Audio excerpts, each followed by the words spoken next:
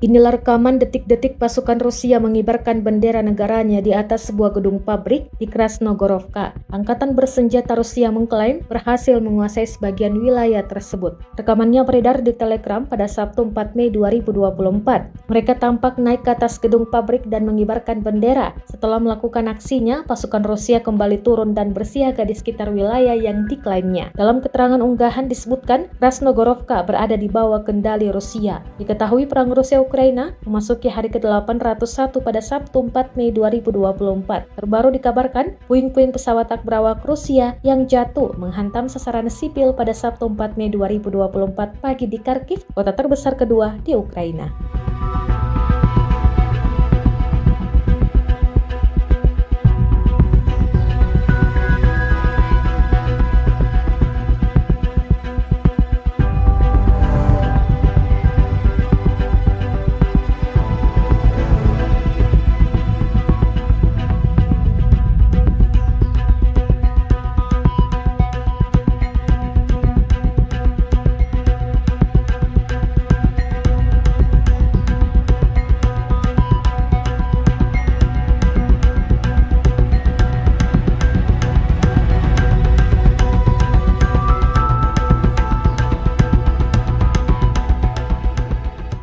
Download Tribun X sekarang, menghadirkan lokal menjadi Indonesia.